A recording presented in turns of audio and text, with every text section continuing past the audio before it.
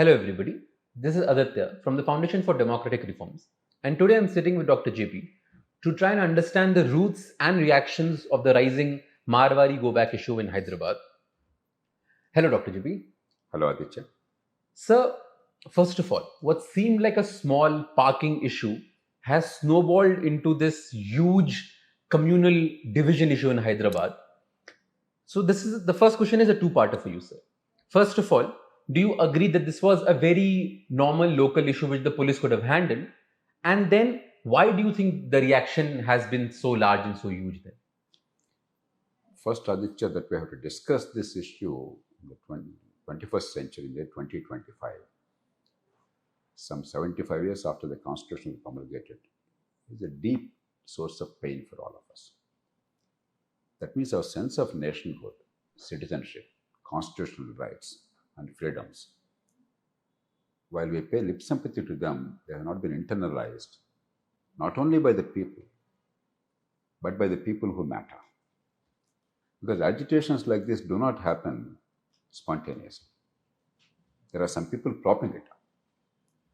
It may be political parties, it may be local influence peddlers, it may be some other vested interests. It's a deep source of pain for all of us. I must honestly acknowledge that. Now let's go into the specific issue. What I am given to understand is that there was a local fracas, as you said, and an assault on some young people belonging to weaker sections. It's unacceptable. It's disgraceful. It's a rule of law issue. Every day, us from FDR Lok Sabha and people who are wise and sensible, they've been talking about the need for reform and rule of law. But genuinely, the law must be applied uniformly to everybody. People must be protected and defended, irrespective of the birth and circumstances. There must be speedy and efficient justice, and there must be quick dispute resolution. There must be independent crime investigation. All these things we're talking about. And therefore, the assaults on rule of law are very, very common in this country. Every day injustices are happening. Now, the agitation should have been on rule of law.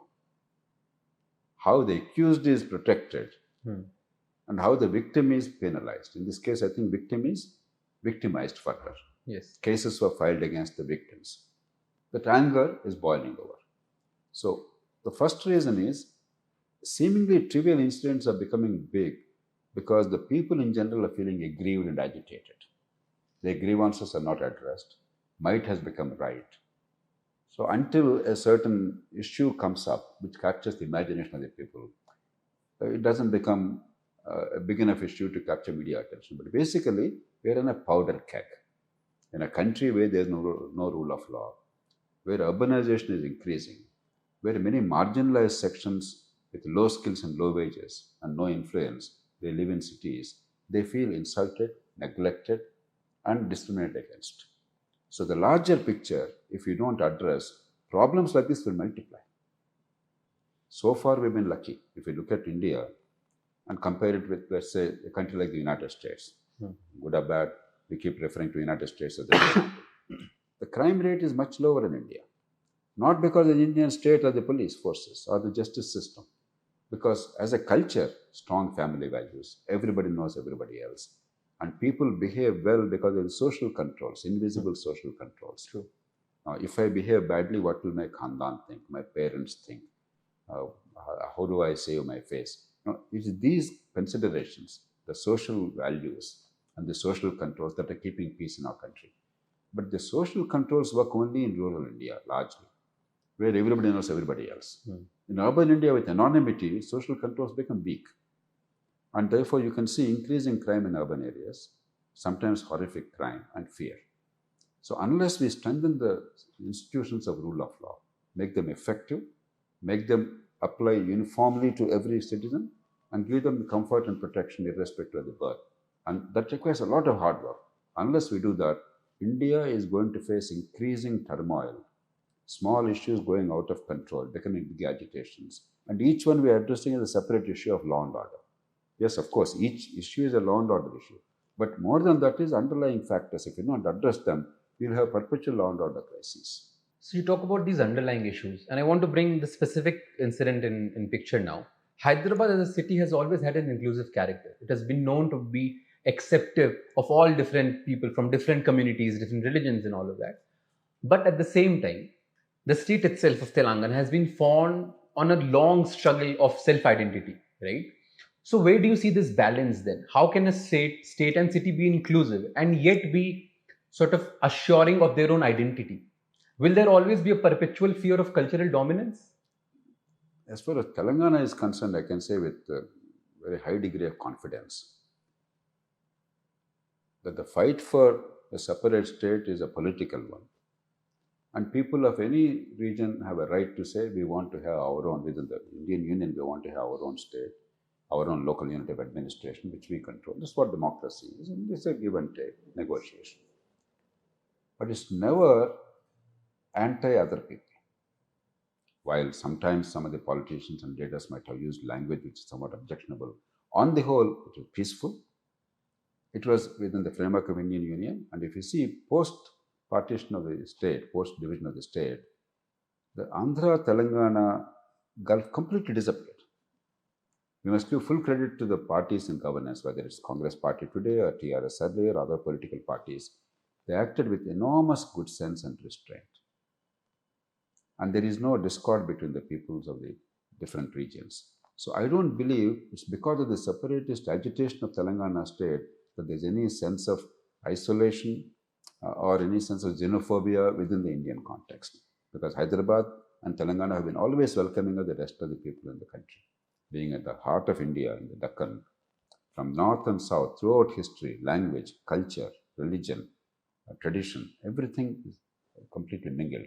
Even the language is, all kinds of hodgepodge language of Urdu, Hindi, Telugu, English. No, it's used without any sense of grammar, very comfortably. So I don't believe that is the problem. It's not the people and the culture. Exactly. So when that, as we're talking about it, Hyderabad has this image of being inclusive.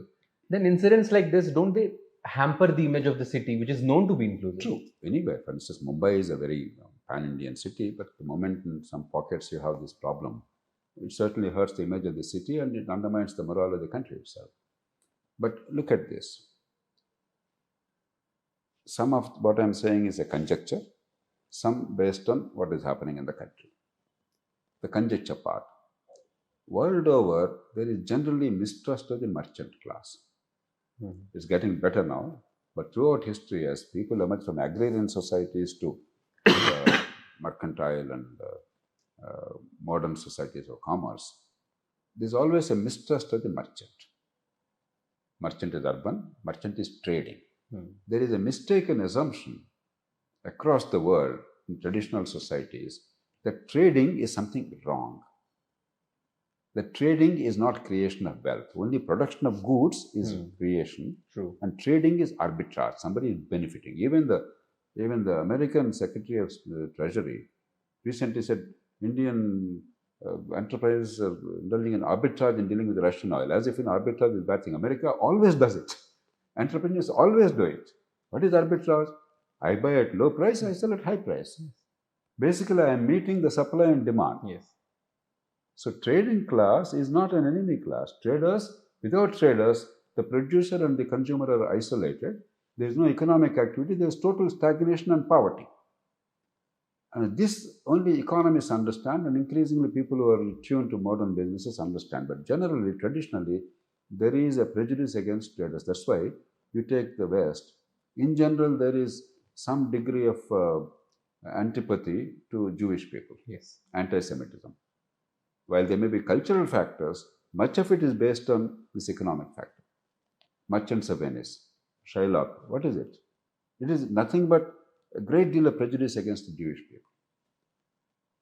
In India itself, if I remember, Rabindranath Tagore wrote a story, I think, on Kabuliwala. Yes. I don't remember the details of the story. Again, a prejudice against Kabuliwala is supposed to be traders in the rest of India, Marwaris, or local merchant or shaukar in a village. There's a prejudice. So it's easy to provoke that in traditional societies. The second factor is local competition.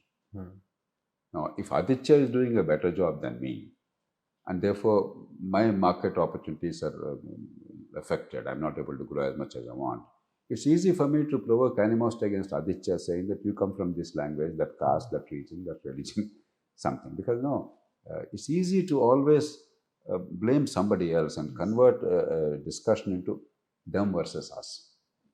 And it's the most unproductive discussion. Any society that goes into the mode of you versus us is going to be a very sad society. They'll lose out big time. The society will lose out because of lack of harmony and breakdown of order and trust. But economy will lose out because the best people will not be able to produce the best. If I want only a doctor of my community to serve me, the best treatment is missing from me. If I want a scientist of only my community to be there, you won't get the best innovations. If I want only a teacher of my community to teach me, I think unless I hate my children, I don't care for their future, I'm sealing their future. So it's actually hurting to us. It's not a wise thing at all. And it requires a bit of common sense to recognize that. So the second is these people who are competing, they generate this deliberately. I'm sure they are fomenting, they're trying to fund them and so on and so forth. The third is political. Political. If you feel that a certain group is more likely to be supportive of a certain political party, then the other party, which is competing with that, wants to use this as an opportunity. Unfortunately, we become a very cynical country in terms of politics. During the freedom struggle, irrespective of ideology, left or right, a true sense of nationalism are built. Because for 80 or 90 years, our finest leaders and thinkers in India, mostly urban India, went abroad, came back with liberal values, propagated them across the length and breadth of the vast country, which somebody the other day quite rightly called a super state. It is not a country, it is a continent, so to speak. It's equivalent to 50 countries. If one country's population on average in the world is about 3.5 crores or 35 or 40 million, India is like 50 countries. We are 50 countries together. And given the diversity, it's more than 50 countries because it's not merely the scale and size. It's the diversity of language, of caste, of region, of religion. Now, in such a vast country, unless you really take everybody on board, the country cannot survive, the country cannot thrive. But political parties are segmenting society for political gains because politics is all about market segmentation and social coalitions. So I treat this caste as my base, the other caste, therefore, by definition, is my opponent's base. If something is hurtful to the other group, then I foment agitation, and vice versa. I think that's also happening. We must address it honestly. My appeal to the media, to the political parties, and to the youth is it is self-destructive. The moment you fight against your own countrymen on ground that they are from another caste, another region, another religion, north or south, east or west, or another language, you are destroying yourself. You're cutting the nose to spite the face. And there's nothing more dangerous than that. Don't fall into the trap of these very dangerous people who don't care for the unity of the country or economic growth or your own prosperity. If somebody does business here, but does the business very well, he is guaranteeing that we get the goods and services that we need at the lowest possible cost at the best possible quality. He is our friend. He is not our enemy. If somebody is practicing medicine here, he is guaranteeing that the best quality care is available to us at the least possible cost. If somebody better is there, you go to him. Nobody is forcing you to go to only this merchant to buy goods, or this doctor to get medical treatment, or this teacher to get education, or this barber to get your haircut. It's your choice. The world operates on that basis. Efficiency gains are when there is choice. You go to the best, whoever is serving the best. If you're envious of the best, their success, if you hate success because they did a good job, you hate your own success. I think we must make this point repeatedly, make people understand, because the bulk of the ordinary people are very sensible. They don't have malice in their hearts. It is the intermediaries who manipulate the public opinion. And media sometimes, because they want to get the eyeballs, they are becoming reckless on occasion. Do not publicize this nonsense.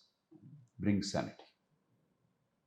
And political parties have an obligation to unite the society, not to fragment society for short-term political gains. Thank you so much, Dr. JP. So that was Dr. JP trying to bring rationality into the whole debate of Marwari go back in Hyderabad. Thank you, everybody.